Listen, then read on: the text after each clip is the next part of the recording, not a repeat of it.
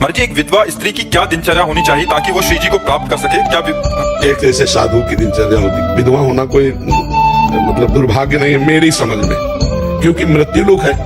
अब जितने दिन के लिए जो साथी आया था वो साथी चला गया, अब हम अपने असली साथी को खोज सकते हैं। मुझे अवसर मिला, जो अविनाशी पति है, जैसे मीरा जी कहते हैं मेरा चूड़ला तो अमर है, क्योंकि मेरे तो गिरधर गोपाल दूसरों न कोई, जाके सिर मोर मुकुट मेरो पति सोई। तो प्रातः से लेकर शयन तक, शयन से लेकर प्रातः तक अगर ब्रह्मचर्य का पालन करे, क्योंकि भगवान ने अवसर दिया है, ब्रह्मचर्य पालन करे, शास्त्रों का स्वाध्याय करे, नाम जप करे, और समाज से हटकर एकांत में जैसे सन्यासी साधना करते ऐसी साधना करो तो अपने कुल परिवार को भी तार देगा और स्वयं तर जाएगा। कल परसों एक प्रश्न था, इसमें ये लिखा था कि अब एक अकेलापन सहा नहीं जा रहा, मतलब ऐसा लग रहा है कि दूसरी शादी नया कोई जीवन साथी चयन कर लें, मतलब वैधव्य हो गया था। और बहुत फिर इसमें कोई निर्णय सेट हो पाता नहीं। तो पहली बात होती है कि जो स्वीकार करता है उसकी हे बुद्धि होती है सामने वाले के प्रति, और उसकी दैन्य बुद्धि होती है। वो बहुत मतलब हमें तो लगता है कि अगर सह जाए तो आजीवन ब्रह्मचर्य रहकर भजन करना चाहिए।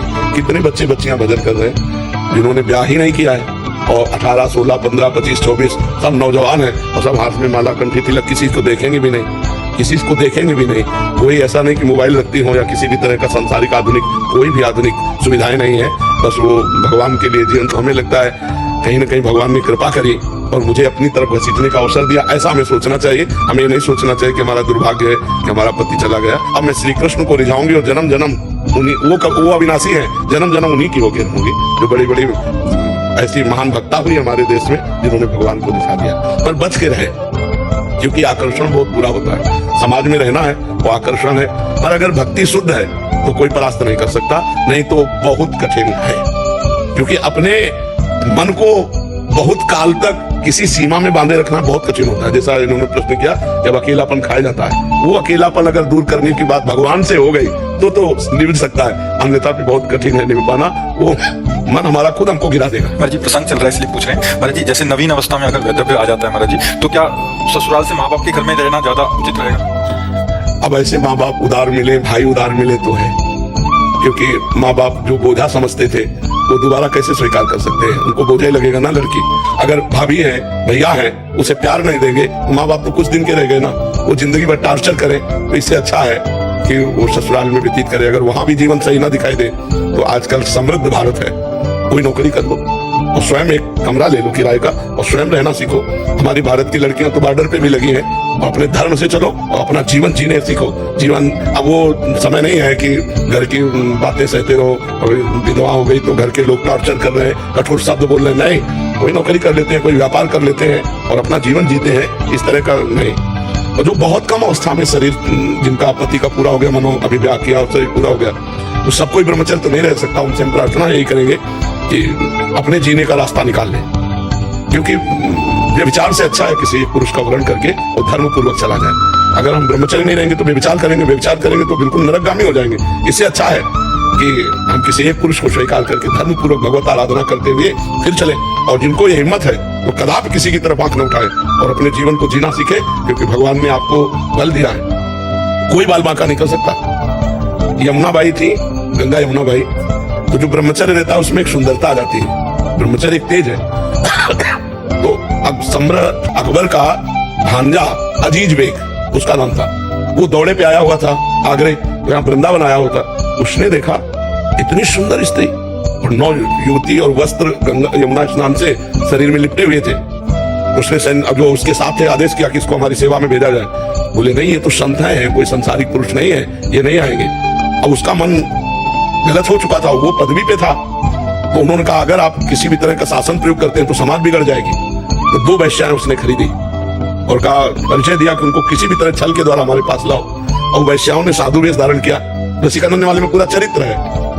और उनके पास जाने, साधु वेश का तो आदर किया जाता है, मतलब कोई भी कैसा भी हो साधु वेश में आए तो उस वेश का आदर किया जाता है। प्रणाम नमस्कार, बैठी, थोड़ी देर भगवत चर्चा हुई, चली गई। 4-6 दिन रोज आने लगी, फिर एक दिन नहीं आई, फिर दूसरे दिन गई। तो पूछना बनता है ना, बोले सखी आप कल नहीं आई थी?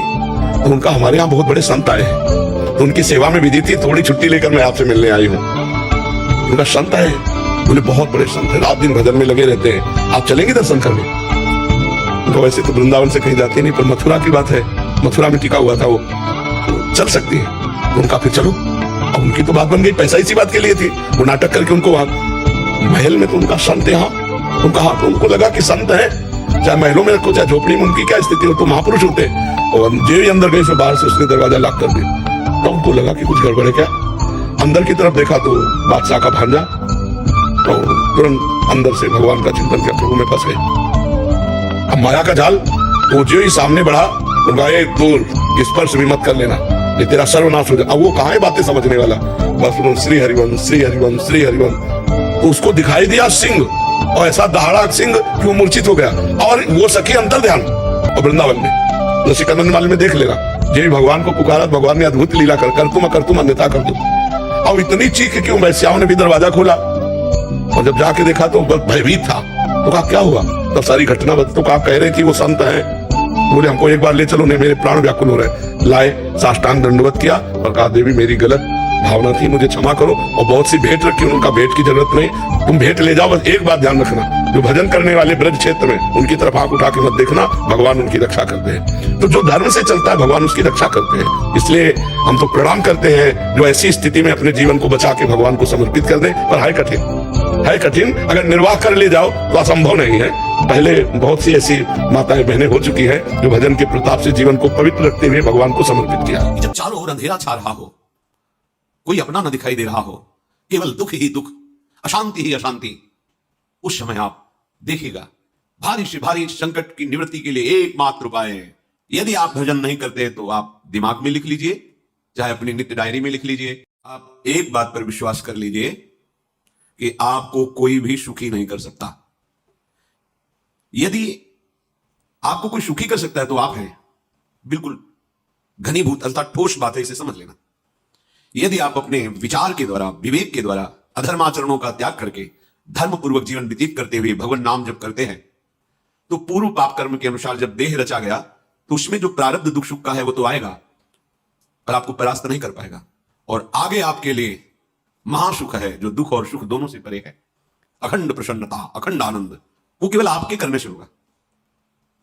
उपदेश मिल सकते हैं, मार्ग बताया जा सकता है, आपको सहयोग मिल सकता है, पर चलना आपको होगा। यदि आप नहीं चले तो ये कहीं भ्रम हो कि मैं कहीं जाऊं और मेरी दुख निवृत्ति हो जाए, तो इस भ्रम को छोड़ देना, क्योंकि हम आप तो बहुत छोटे जीव हैं, अर्थात बहुत लघु तपस्या, लघु पुण्य वाले हैं। हम उन महापुरुषों की बात करते हैं जिन्होंने आजीवन ऐसा तप संचय किया, फिर भी उनके शरीर में भारी से भारी दुख देखे गए।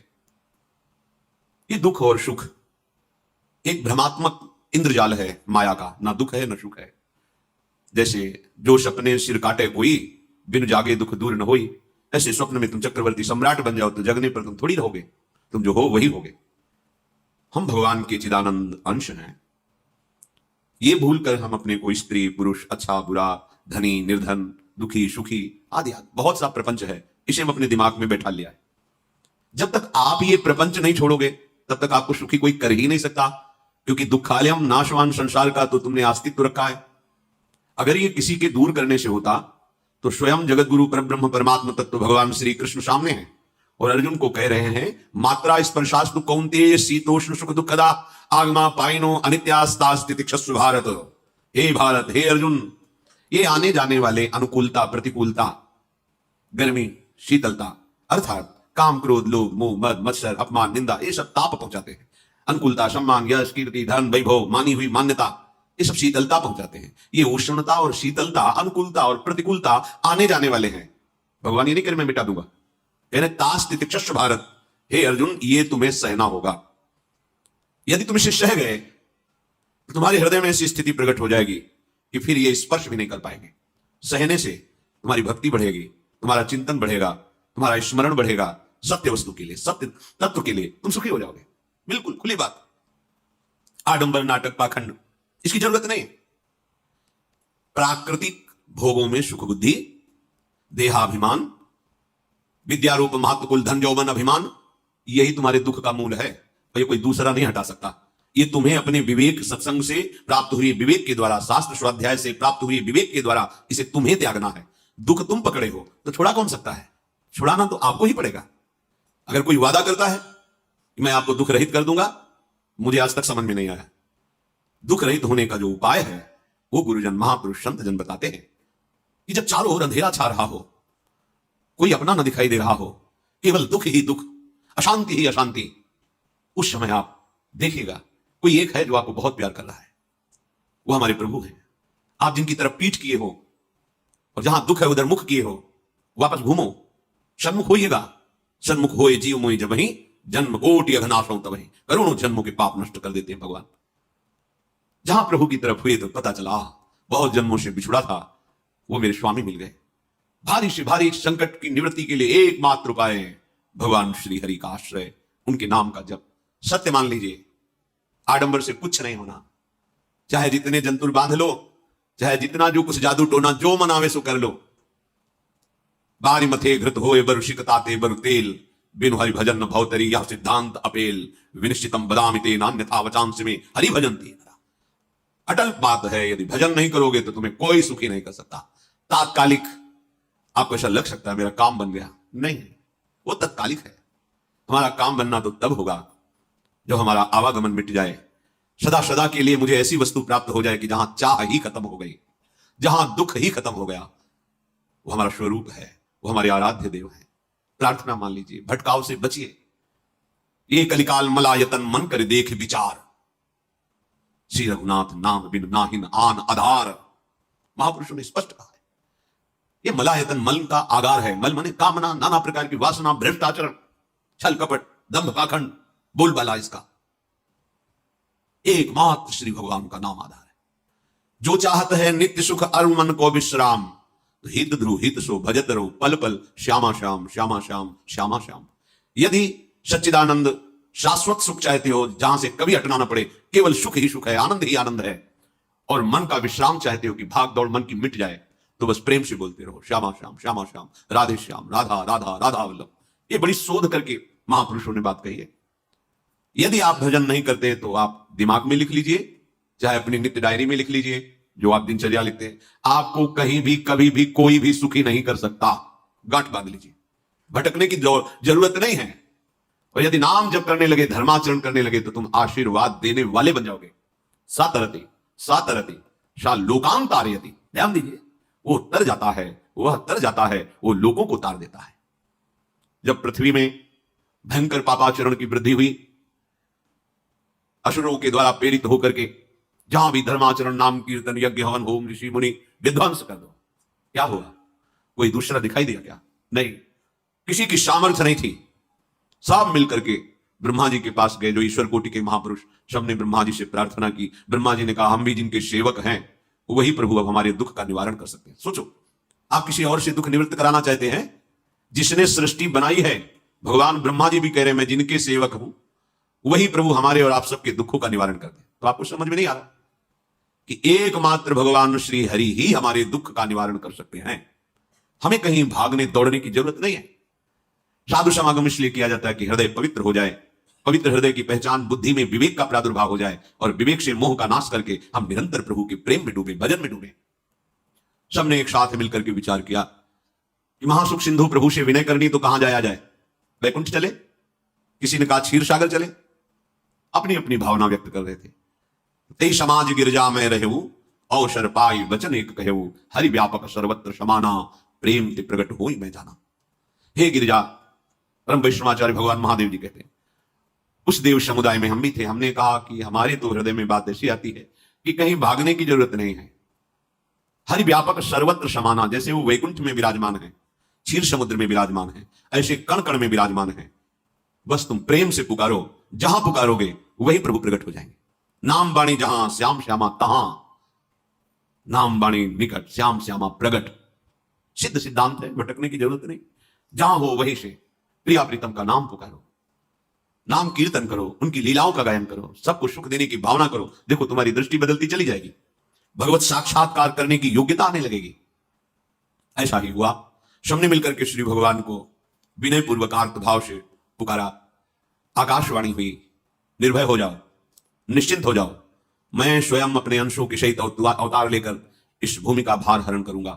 तुम सब बड़े बड़े जो देवता हो, जाओ हमारी लीला में सुख लेने के लिए सब ऋक्ष वानर आदि का रूप धारण करो। ब्रह्मा जी, महादेव जी, बड़े बड़े ईश्वर कोटि के लोकपाल बहुत प्रसन्न हुए, क्योंकि भगवत वाणी सत्य है, त्रिकाल सत्य है। सबको विश्वास हो गया कि अब मारा तो जाएगा ये महासुर, जिसको लगता था कोई ना मंत्र के द्वारा मार सकता है ना अस्त्र के द्वारा मार सकता है। स्वयं श्री भगवान पधार रहे। भगवान ने जो निरंतर भजन प्राण रहते हैं, कश्यप जी, अदिति जी, वो भगवान के वात्सल्य में भरे थे। प्रभु जब प्रकट हुए तो उनसे कहा, मुझे आप जैसा पुत्र चाहिए। प्रभु ने कहा कि मेरे जैसा तो मैं ही हूं, अद्वितीय हूं, दूसरा कोई है नहीं, मैं ही अवतरित होऊंगा। भजन में देखो कितनी सामर्थ्य है। जगत पिता को पुत्र रूप में प्राप्त कर रहे हैं। वही चक्रवर्ती सम्राट अवधपुरी के नरेश महाराज दशरथ जी के रूप में, जिनकी महामहिम अद्भुत सौभाग्य प्राप्त करने वाली तीन ये रानियां, श्री कौशल्या जी, श्री कैकेयी जी, श्री सुमित्रा जी।